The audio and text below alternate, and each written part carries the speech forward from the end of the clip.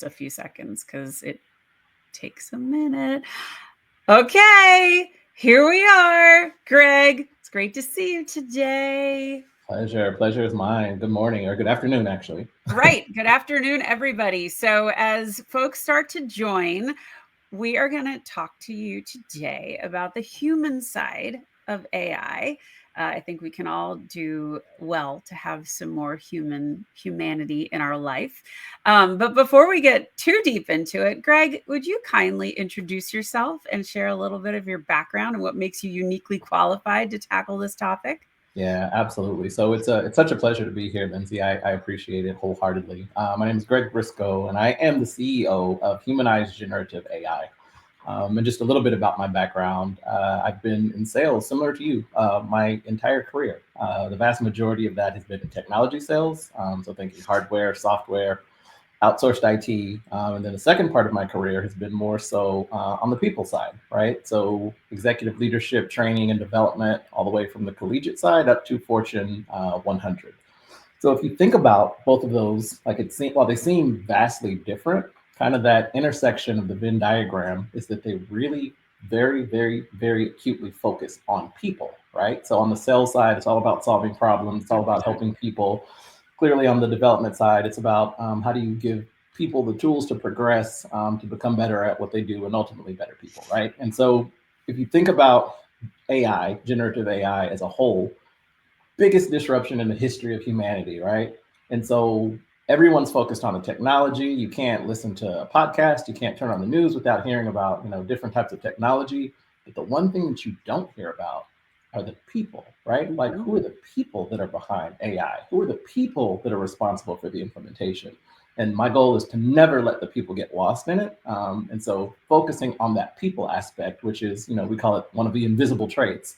Focusing on the people aspect is what, formed me to, or caused me to form Humanized Generative AI, and making sure that we keep people at the forefront of AI innovation. So I love that. And I'm so glad that I get you for this topic because there is so much hubbub and excitement around AI right now, both good and bad. So I'll just introduce myself and let's just get into it. So I'm Lindsay Dowd. I'm the Chief Revenue Officer of Intry. I have a deep, long passion for really modern leadership and taking care of people as a sales leader, as an executive. And AI and tech has always been a big part of what I've done. I actually ran business units for IBM that was focused on AI way back when, before ChatGPT was a thing. And I was around during Watson, so we've been watching this evolution of intelligence, and I think for both of us, we feel really strongly that people is the magic element, and you can't forget the people. And even with all the tech that we're building with Intry, we always say that the biggest scoop of the ingredients is the humanity, the human touch. And that will be a constant thread throughout this entire conversation, I think. So let's just start kind of high level, and let's talk about what's going on in the AI world right now, kind of like a current event snapshot, because you're seeing stuff about DeepSeek, you're seeing stuff about, AI is replacing us, like macro picture, high level, what is going on, and what, just help us level set. Start there. Yeah, absolutely. So what you see on the landscape right now is exactly what you just described, right? Like, there's so much hype, there's so much talk around what AI tools you're using, how are you utilizing those tools, like what's the next biggest and brightest shiny object, and how's this going to transform the world? Like, there's so much focus on the tech, and rightfully so, right? Yeah. AI, the CEO of Google said that AI is going to be the biggest transformation in the history, or biggest disruption in the history of humanity, right? And so thinking about that, we're talking bigger than fire, right? Bigger than the wheel, bigger than like all of the other things that we are like a staple in humanity. So with AI, like, people are really just trying to figure out, like, how can they find their way? How can they be involved and not get left behind? I think there is a tremendous opportunity for us to educate. Yeah. There are a lot of misnomers that are out there. AI is coming and it's going to take our jobs. We're going to be replaced by AI and the robots are coming.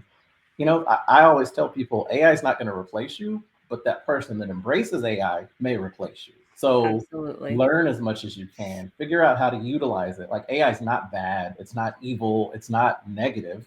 It's just a matter of like understanding the technology, and just Yeah. like any other piece of technology, how do we utilize that technology to be better at what we do, to be more efficient, to be more productive, to better streamline our jobs and the processes that go into our work. So I think there's a tremendous opportunity for education and like Mhm. just embracing the technology to move us forward. So let's dig in a little bit on what's going on between China and the US. And I just saw there's a bill that was just being passed. I mean, there's a lot of talk and real concern. So can you just share a little perspective on what you know about that topic? Yeah, so the concern is legitimate, and I don't want to minimize it, right? And so when I say it's AI is a tool, like I don't want to minimize the impact that AI is having. If you Right. look at the major players, like there are tens of billions, hundreds of billions of dollars that are being invested in AI. And I won't get into the political aspect of it, but there are definitely forces at work Yeah. between China and the US, between the East and the West that are going on. It's, I equate it to the space race. Like what happened when we were trying to go Sure. to the moon, right? And so while those forces are there, I take a step back and actually look at it from a little bit higher of a viewpoint. And the higher viewpoint is that there are a lot of different avenues that we can utilize AI, whether it's DeepSeek, whether it's ChatGPT, whether it's Perplexity, whether it's one of the millions of tools. Like there are multiple different ways. We just have to figure out what works for what we're trying to accomplish, Right. what works best. And once again, how do we utilize it? Like the beauty of AI is that we can train it, right? We can train AI to do the things that we need AI to do to accomplish the task that we need AI to accomplish. So I think if we don't get as caught up in like the tool or like who's behind the tool, but get more so focused on what we want to accomplish, and that's the human factor, right? Keeping people at the forefront. I know with all of my clients and all of my prospects, every single decision that we make comes back to, well, what is the impact going to be on people, whether that's on the team, whether that's the Mhm. broader team, your stakeholders that are outside of your organization, whether that's your internal team, the people that are reporting directly to you, or like any constituents that you have. Always keeping that ideal focus of what impact is this decision going to have on people, what impact is this decision going to have on the team before you decide to move forward. So I don't get as caught up in like what's going on with each individual Yeah. platform, or like what's going on politically. It's way more about how can we incorporate like the things that we have control over. How do we change the things or focus on the things that we have control over? And So let's dive in a little bit there, because I would love to hear from the audience, everyone's proficiency with AI. So have you dabbled? Have you dipped your toe in the pool? Have you said, no, not me, I don't like this stuff? Or is it just too scary? Just interested in knowing. And guys, if you see me looking this way, I am watching the chat. So I'm not ignoring my beautiful guest. I am literally just looking at what you're saying. So would love to understand from the folks that are watching what your proficiency is with AI. And I think where I'd love to start is actually, I'd just like to tell you to start. And what I mean by that is, while anything new can seem scary, just like when we were first introduced to the internet, it was the Wild West. It was crazy. There was a lot of stuff going on, piracy and rumors and fake stuff. We're still dealing with a lot of that. Policing it became really difficult, but it was an absolute huge paradigm shift. And I think we're on the precipice of another one. So, right now, when I think of AI, I mean, I've been at it for over a year now, just really trying to play with the tools. And my favorites are Claude. I use Perplexity. I use Chat. I actually created my own GPT in Chat. But the message that I would give to everybody in here, and I'm thrilled with Linda and Philly. Hi, guys, that y'all have dipped your toe in the pool. But the more you use these tools, the better they understand your voice. So it's really great if you've ever written something, feed it, let it read it. I made them read my book. Claude is a girl, by the way. I made her read my book, and I made her read every article that I ever published. So if I'm saying, hey, I wrote this post that I want to make on LinkedIn, can you help me refine it? Or can you help me, add something more provocative or whatever I'm asking her to do? She knows my voice. So she's not going to put something that I wouldn't say, although she did that today and it really annoyed me. But you want to basically, it's to make yourself better. And like Greg said earlier, the people that are going to be left behind are the ones who don't have the skills. So start, use it, have some fun. And, Dolly, DALL-E, is attached to ChatGPT, and you can create images. I've created tons of images using Dolly. Sometimes they're wacko and sometimes they're fantastic. So it does take some refinement, but it's a lot of fun. And the more you get comfortable with it, the more confident you become, and the more you learn that you can do things with it more than just, hey, this is what's in my fridge. What can I make? Well, that's very cool. There's a lot more than you can do with it. So, Greg, thoughts, comments on getting started? Yeah, so funny story. You talk about just play with it and have fun. This was not very long ago, about a week, maybe 2 weeks ago. I was using Dolly. Actually, I was using the Canva plugin with ChatGPT, and I was trying to create my AI twin.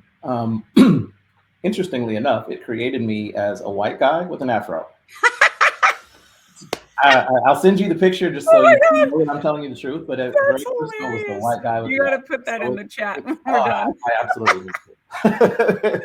So That's funny. it does take a little bit of creativity. It does take a little bit of just playing around with it. But Yeah. you're not going to break anything. The one thing that I will say is be mindful. So the same thing that you wouldn't share at a business meeting, like don't share an AI. It doesn't need to be personal information, no social security numbers or No. bank statements. Like it doesn't need to be that, right?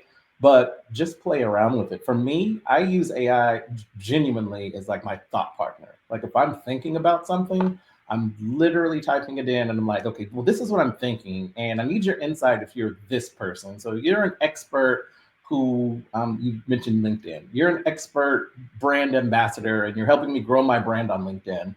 I need to know this topic on AI, or how do we really focus on human centric AI innovation? Like, give me ideas of things that I can write about in my newsletter. Like, so many different, like, as you go back and forth, it learns you and it learns that I'm not the white guy with the afro.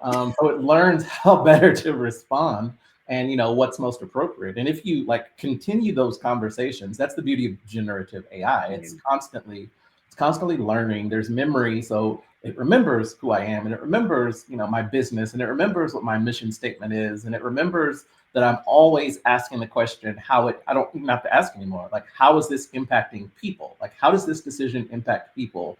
What are the hurdles or what are the pitfalls that I have to think about if I want to proceed in this manner? And I'm always a fan, like one of my favorite quotes is make your mistakes on paper versus making your mistakes in real life.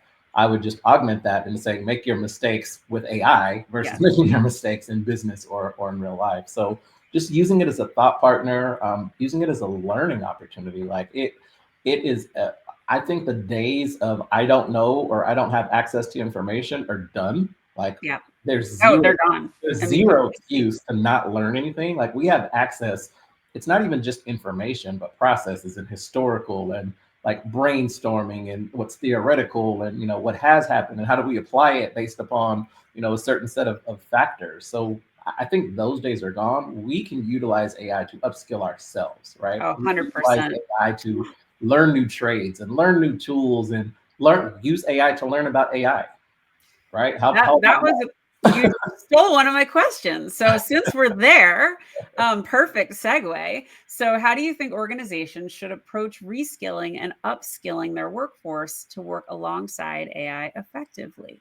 Yeah, I think the beauty of AI is that it can be hyper personal. Yeah. So back in the day, I don't want to age myself, but back in the day, whenever you had I'm training, older than you. You're I'm fine. not, I'm not sure. I'm not sure. But back in the day when we had trainings, what was a sales training? You would bring the team in, or you would do an offsite. You would have a group of 200 people. You would bring someone who would be a speaker, and they would speak for 8 hours. You would retain about 8 seconds of it, and then you would be done. Yeah. What AI does is it gives you the ability to have personalized training for Greg Brisco based upon Greg Brisco's skill set. Because my skill set and where I'm at is different than where you are. And the things that I need help with, you may already know, or vice versa. I Right. may know what you need help with. So AI gives you the ability to customize training for each individual employee to achieve whatever that goal or level of knowledge is that you need for them to, be able to effectively do their task. Like I think if you're not utilizing AI in your training in 2025,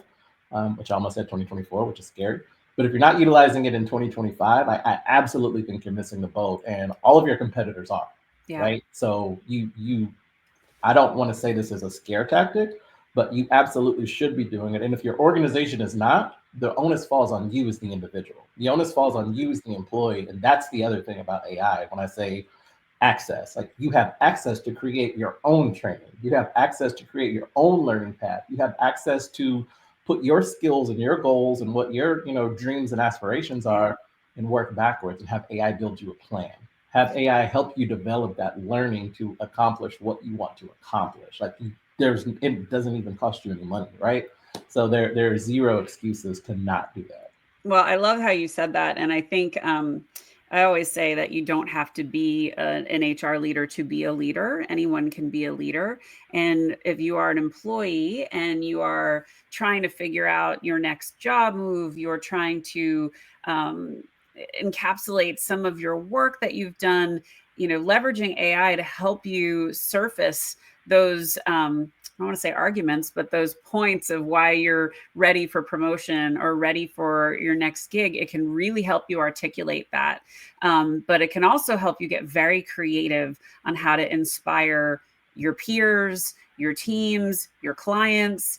And there's really a lot that you can do. I mean, I did an exercise early January, and I don't remember who prompted me to do it, but I basically roasted myself with ChatGPT, and it's really funny. I mean, there's a lot of information about all of us, especially if we have LinkedIn profiles. But if you have a website or a book, even more, or a podcast, forget it. There's so much out there. But when you ask them to roast you and then you say it, do it in the style of Kevin Hart or do it, then it's really funny. But it's amazing how much it already knows about you. And so you can flip that and ask about the people on your team, ask about your peers, ask about your clients. When you go in to a meeting and you've already done your homework and you've taken a page out of Samantha McKenna's book and you're doing Show Me You Know Me, you're going to be far more interesting than everyone else around you. So taking that time to do your homework is really, really smart. I hope for the audience, we're giving you ideas of ways that you can start to implement it. But everything that we're telling you is to enhance the human interaction. It is not to replace it. So this FUD, fear, what is it? Fear, something in doubt. I'm forgetting what the U is. Uncertainty, fear, uncertainty, and doubt. It's not replacing your function because it's better than you. People have figured out how to leverage AI to make things go faster and to make things be more streamlined and to smooth out processes. If you don't know these skills and if you can't figure out ways to upskill yourself, you're missing out. And like Greg said, there's so much that you can do and access that's free.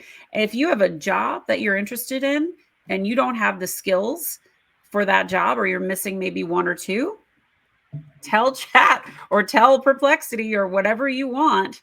Say, how do I upskill on these things and what can you help me learn right now? It's amazing what it can teach you. Enough to be a little dangerous. You're probably going to have to do more than that, but it's a start, right? Yeah, one tip on along those lines, something that I literally use daily is Prompt Genie, and you could you can type in exactly what you just said, right? I want this job. This is my current job. This is the job description for the job that I'm looking for, or the organization that I want to work for.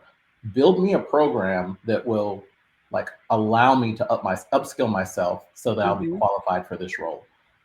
Like prompt engineering is everything, but putting like just typing your thoughts into Prompt Genie, copy and pasting what comes out of Prompt Genie and putting it in Chat GPT, putting it in Claude, putting it in Perplexity, putting it in any of the LLMs will like literally create you a plan. It will guide you step by step, and it will ask you questions. It will create quizzes. It will, give you videos and references of things to go and read, and it'll pull the Amazing. information for you, and it'll do research. When I say there's not an excuse, like there really are no excuses, and the only limits are your creativity. They Yeah. always say the sky's the limit. Yeah, I think that's exactly what the sky is, because you can go beyond the sky. It's just amazing if you can think about it, if you can imagine it in your head. Just share those thoughts. Like Yeah. that's literally all AI is. Like, you share those thoughts and ask it, like, I know this is crazy, but I want to do this, or how do I get from where I am to where I want to be, or how do I learn or become a master at Hmm. AI? How do I become a master at fill in the blank? It's like the resources, it's the reach is unlimited, the potential is massive. We can all take advantage of it, and the beauty of it is exactly what you just started off with. It kind of is the wild wild west, right? There isn't a lot of legislation, there aren't a lot of rules. Like, people haven't truly fully figured it out. I mean, if you Gartner put out a study at the end of last year. It said 85%, in these corporate wide, 85% of all AI initiatives globally fail. 85%, right? Despite investing hundreds of billions of dollars into AI, 85% of initiatives fail. Why do those initiatives fail? It's clearly not the tech, not with that type of money that's being thrown into it. Mm-mm. It's literally the people behind the tech, right? Yeah. Have they upskilled themselves? Are they qualified to implement those initiatives, right? Hmm. And so I think I just go back to opportunity. There's a tremendous opportunity for people who are embracing AI to step in. There's a tremendous opportunity for people who are embracing AI to, get that promotion, to get into that next level, to start that business, to, Yeah. like, tap into that creativity and allow technology to be your friend and give you, like, all of the advice and all the things that you would normally pay for. Like, you would have Yeah. to pay for a business coach. Not that I'm trying to put anyone out of business, but like, AI can do those things for you. And I wouldn't say replace your business coach, but it's a great addition, right? So let's go there, because we have a lot of AI. We built at Intry, we built something called Career Compass, and it's a solution for career coaches and resume writers, because we really believe that, to left to our own devices, if you said, Linz, send me your resume, it's not going to look great, and there's going to be like things that are going to keep it from being seen. And so we always advocate work with an expert. And I could put a resume through our tech, but it's just putting lipstick on the pig. You Right. really want someone who understands what goes in a good modern resume, modern being the key word. Yes. Um, and though I hear all the time, oh, I'll just use AI and I'll just have them whip me up a resume for my LinkedIn profile. Okay, good luck. We've identified 127 pitfalls that you could make on a resume that would keep it from ever seeing the light of day. So work with an expert. So please don't mistake AI for your answer to everything. And Yes. could we kind of pivot a little and talk about how you have to check yourself? Because AI doesn't always get it right. Yeah, no, so you're absolutely right. And let me say, like, I commend all that you all are doing over at Intry. Like, I definitely vetted you guys before we ever had a conversation. When I very first reached out to you, like, I did pretty extensive research on what you're doing, what you stand for, and hats off to the way that you're using AI, because you're the Thanks. epitome of keeping people at the forefront. Like, you're utilizing it as a tool. However, like, the human touch never goes away. No, I just want to say congratulations, and I appreciate you for that. thank And you. I want to go on record of saying that out loud. But you're absolutely right. Like, AI, while it's a tool, it has to be trained, and Yep. it can make mistakes. And I go right back to the picture. I don't have an afro, not a white guy. It happens, and so you always have to keep your finger on the pulse, just like you wouldn't, like, write a first draft of a paper and turn it in when you're in school. You're going Mm-mm. to read it and then reread it, and then potentially have someone else read it and then reread it again and go to sleep and wake up and read it again 4 times. Like, you should treat AI the exact same way. Like, it's not human, but it has human traits, which means it's flawed, right? Right. There are things that it could pull information incorrectly. There could be a communication gap, or there could be an error in the information that it pulls. Not all AI, or not all LLMs are created equal. So I will tell Mm. you that some are more prone to mistakes depending upon what you're doing than others, especially if you're writing content Right. or anything like that. So I think that is the really the primary reason why people have to be at the center. Like you can't. AI is great at recreating, right? AI is great at research and analyzing large amounts of data. What AI is not great at is empathy and human emotion and bringing your unique experiences to the table. It can replicate them, but it can't do them, right? Mhm. AI can't tell you about your time at IBM and when you were dealing with Watson and what was going on and the interaction between your peers and the people who reported to you. They can conceptualize it, but they can't get to Right. it the way that you can get to it. And I think that's really the key. And that's why, like, I want to alleviate the fear. AI is not coming to replace you. AI is coming to enhance you. AI is coming to augment the things and the capabilities that you have and the ways that you're able to do your job. I think you have to be very crystal clear on what you bring to the table. You have to be, crystal clear on the things that AI is not positioned to do. Because if you understand it and you utilize it appropriately, now it becomes even more powerful, right? That's why I talked about the Gartner the Gartner statistic of the 15% of the people who are getting it right, the 15% of times that the AI initiatives are not failing. That's exactly why they have the right Mhm. people in the right seat doing the right things at the right time. Yeah. Therefore, they're accelerating. They're growing. They're progressing. ROI is going through the roof, right?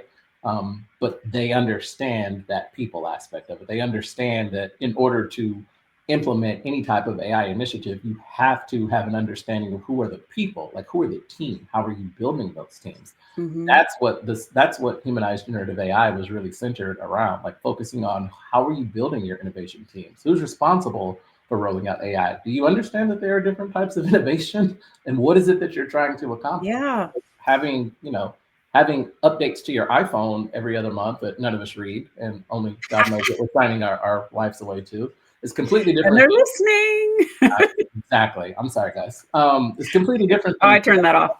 or SpaceX or like Yeah. there's different types of innovation. So just being very strategic on what we want to accomplish. How are we Mhm. going about doing it? Most importantly, who are the people that are going to get us to where we're trying to go?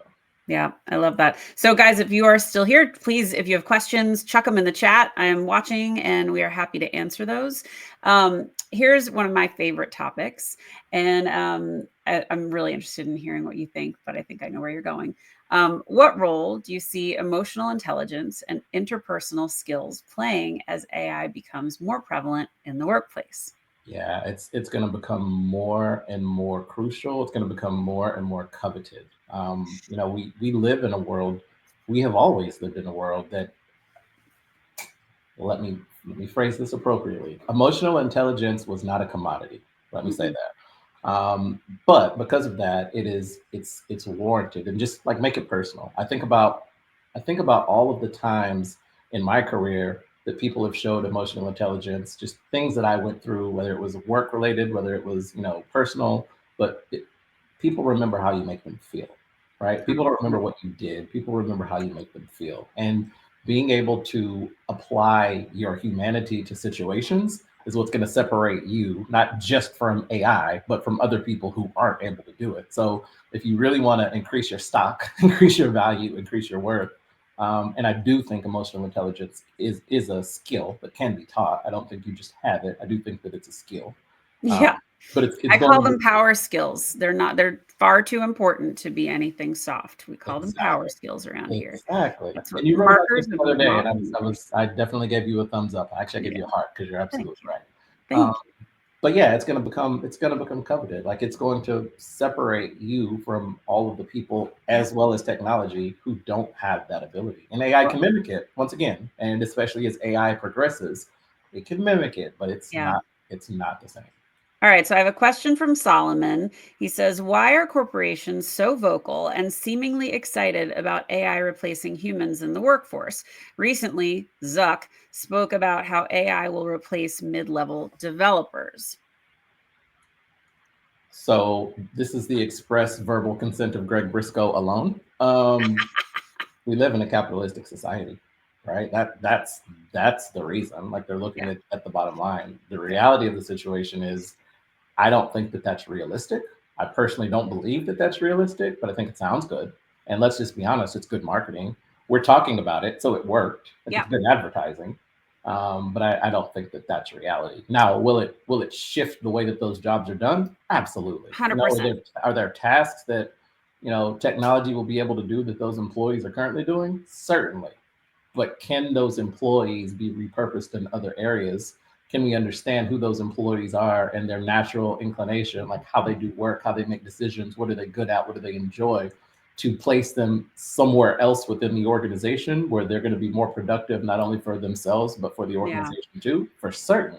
But to say that AI is going to take over and replace those jobs, I Yeah, personally I think the don't. jobs are gonna shift. I think you're right, and, if you are a leader and you have people responsibilities or you are an HR, one of the number one questions you ought to be asking each of them is, "How can I be the best leader for you?" And when you start with that question and you start to establish some trust, you can start to ask them things like, "What are your goals? What do you wanna be doing?" And, you can help build a career trajectory for them. I always kind of chuckle when I hear people talking about, like, I'm going to show you the direct path to go from this job to this job. I did so many jobs that didn't exist. And I was the first one to do those jobs because we had a need. So being nimble and being flexible and being willing and open to change, that's what people need right now. It's adaptability. And when you're leveraging AI in that regard, that's going to serve you well. But I think the fear and the chatter about, jobs are going to go away. I mean, look, we said that with the internet. We saw a big shift. We saw manufacturing change. We saw, the way that we zoomed through the whole pandemic. We would Yep. never have been able to do that if we didn't have the internet. And now we take for granted these platforms and these moments that we can have pretty much around the clock. But it's how we use them that makes it informative and exciting and connect us with the awesome people in the audience today. So yeah, I'm with you on that. I don't think it's realistic to say that it's going to replace people. I think it's going to change process. Yeah, and Solomon, I hope that answered your question. I just don't like. It's like anything. I don't believe everything that I read. I don't believe everything that I hear. And you're right. There is a lot of chatter. There are a lot of rumors. There's a lot of talk that's going on. But I just think you have to get down to the facts. I think you have to get down to what's really going on and like eliminate the noise and don't be distracted by all the things right that are going on. Yeah, I agree. So, do you have any, I know you have stories. Do you have any stories about a time where the human element made all the difference in an AI implementation? Do I have stories? You can put me on the spot where the human element made a difference. Yeah. So this is an indirect story, but so one of the tools that we utilize at Humanized Generative AI is called the ISPI, the Innovative Strengths Performance Indicator. It's an assessment that gives you someone's AI readiness. So as we're building Mhm. teams, it tells you like how do you break down different people and different archetypes. And so the creator is Bob Rosenfeld, and Bob was working with a large defense company. I won't say the name, but they are on the website if you want to take a look at them. He was working with a large defense manufacturer, and this defense manufacturer had an innovation team. Every year they took, like I said, they bring them off site. They figure out, hey, these are the projects we're going to fund for the next year. First year they did it, they funded 2 projects. Next year they did it, they funded 2 projects. They brought Bob and his team in, and they're like, we have to be able to fund more than 2 projects. Like, can you help us out? And in true Bob fashion, Bob's like, I don't know, but sure, let's try and see. So tested everyone with the ISPI, broke everyone down into different archetypes, built their teams appropriately. That year, they funded 8 projects. Next year, they funded 12 projects. They were like, okay, timeout. Like, what are you doing differently than what I did? And Bob's Yeah. like, Bob's a chemist by trade, by the way, which is why we always talk about the periodic table of people. It's because the periodic Yeah. table of elements, great story. Love But that. anyway, um, what Bob told them is, or I'm sorry, the question that they ask is, I don't want any psychoanalytic mumbo jumbo. Like, I don't want to talk about technology and how you did things. Like, really just break it down Mhm. into how are you able to accomplish what you've accomplished? This is around Thanksgiving. And Bob's like, okay, Thanksgiving time. My kids and I, we make gravy for the turkey. So we make gravy, and I'm probably going to butcher this because I have no idea how to make gravy. But it's like you put, you put flour, you put oil, and then you put water. You Yeah. mix it together, and you have really good gravy. And they're like, yeah. And they're like, but what happens if you put the oil first, and then you put the water, and then you put flour, and then you mix it together? And they're like, well, you have mush. And he's like, well, that's exactly what's going on. He was like, whenever you were building your teams, you were just building them. What I did is I put them in the right way. I put them the ingredients in the right way, and they were able to flourish based upon that. And they're like, so you're Right. telling me I have to figure out how to make gravy? And he's like, well, without the psychoanalytic mumbo jumbo, without utilizing technology, yes, that's exactly what I'm telling you. You have to figure out how to make gravy. And so Yeah. that's really the gist of technology, like understanding the tech, utilizing the tech in ways that are going to accomplish your goal, and Hmm. like the underlying of the tech is it's still people. Like he's assessing people, he's building teams, he's doing the things that we've always been able to do, right? We've Hmm. always built teams, we've always assessed people. The way that we're doing them is different. The insights and perspectives that we have in order to do them are different, but the concept is still the exact same. We're just better at it. We're more equipped to Hmm. do it. We have more information and data to take it in consideration because of the technology. So it's that human aspect and understanding like who the people are. Like that's the human side of it. Like tech can help you, and tech can say, hey, this person is going to be more likely to achieve X based upon these factors, but you have to understand the factors, and you Right. have to have the human side to be able to analyze what the tech does to ensure that it's done the right way. Because once again, like it's not always right. Like there has to be a person to fact check it. There has to be a person to ensure that the outcome is that it's going to give you the desired outcome that you're looking for. I So think the other piece of it too is understanding your talent that's on the bench. 100%. And so often I see leaders just they're operating so fast that they're like, I don't have time for one-on-ones. And this was something that always really pissed me off as a leader because that is your priority. Your people are your priority. So if you're not having one-on-ones, stop what you're doing and start implementing that now. That's really, really important because that's where you're going to understand everybody's superpowers. And when you understand those, then you can start slotting people in the right roles to really help, whether it's a project, whether it's building something, whether it's a sales team, a marketing effort. When you understand what people's innate skills are and what they want to develop, then you're really on your way to some really symbiotic relationships and some incredible talent. Yeah, and I Um, want to yes and that if you yeah, don't mind. Sorry to yeah, sorry to go. interrupt you.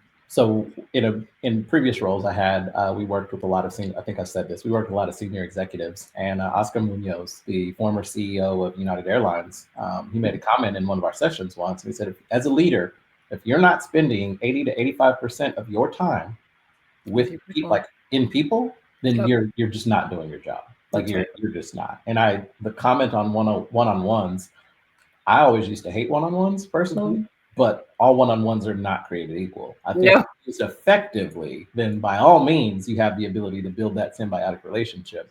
But utilize AI to learn how to effectively run a one-on-one because they're not all created equal. But No. you do have, like, once again, there's no excuse. Figure out how to do it. Make sure you invest in your people. There's no greater investment, right? There's no investment that yields a higher return than the investment in people, regardless, hands down. Doesn't matter the industry, doesn't matter the organization. That is the greatest investment in life. So I absolutely agree in making that investment in your people, and it'll pay dividends, right? And not just financially, in every area of life. And that's really the beauty of it for me. When you talk Yeah. about the humanized side, whenever I formed Humanized Generative AI, one of the key things that I wanted to ensure is that we always invest in people. So there's a percentage of every client, of every engagement, a percentage of it goes to to a 501c3 of the client's choice, right? Because I Mhm. believe, like, as we're building our teams internally within our organizations and we're investing in AI, we also need to be investing in the communities that we're working in, that we're living in, that we're doing business in, right? And so I think that human side of AI has to be, like, you have to be cognizant, you have to continue to invest in, and whether it's with us or whether it's with someone else, like, just ask yourself that question, like, what impact is what you're doing having on humanity? Like, Yeah. what impact is it having on the people that you're doing business with, or the stakeholders within your organization? So I agree so much with that. And when you can connect your purpose back to people, it's going to make you a lot more passionate about what you do, unless you're a total jerk, and I can't help you there. So, Greg, who are your clients? Who do you serve? Yeah, so we serve honestly anyone who is responsible for building teams. I mean, being AI is what it is. We really focus on innovation teams. Anyone who is responsible for AI implementation within their organization, anyone who is a part of that 85% failure rate, or you just need advice and you need to understand how do you approach things, and maybe you need to assess your team and figure out what are people's strengths and how do you place them, utilizing that periodic table of people, like how do you Mm. place them in opportunities for success. But organizations from startups all the way up to Fortune 10s. Well, and I love that you're the outside voice coming in for the first time, and you are able to see things that someone in the house couldn't possibly see. And I've certainly seen that when I've been coaching leaders and teams. When you can pull out strengths from someone that nobody's ever seen, it changes the way they view everybody. And they recognize that they've had some inherent bias and maybe took somebody's word before really interacting with that person. And it's a great way to break that down. So I love that you do that. Um, so in the closing moments, any last fleeting thoughts, words of wisdom, advice for our audience on steps they should be taking right now to bring more AI into their life? Yeah, so the way I learned how to swim is my best friend threw me into the 10-foot section of the pool, Oh, and laughed profusely. And so that's my advice. Like, just dive in, right? Like, just dive in. It's not scary. Just try it. Pick one task, right? mhm. Literally pick one task and say, how can AI help me accomplish X? How can AI help me do Y? How can I look at a process that I do every single day and make that easier and more efficient, and make a game of it? Like, how do you gamify that? How do you build yourself a reward system? Maybe that's your prompt.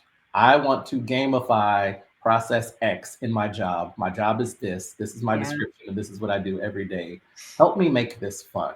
Like, how do I measure success in this? Like, I guarantee you that you can put that into Prompt Genie, or you can put it directly into any of the LLMs, and it'll give you just a tremendous amount of information. So that's really my excuse, is try it and like, share, like, Yeah. communicate. Whether if we're on LinkedIn, like, reach out and respond to a comment, Well, share your experiences. Like, that's what it is. We're all learning yes. collectively. That's We're that's all on this journey together, and the funny stories of the white guy with the afro and things like that. Those are really moments that people are hungry for. And LinkedIn has changed. It's no longer just a stuffy professional platform. People are craving connection, and if you got anything out of this time together, we hope that you understand that the human side of this is what's driving everything, and that's what needs to stay.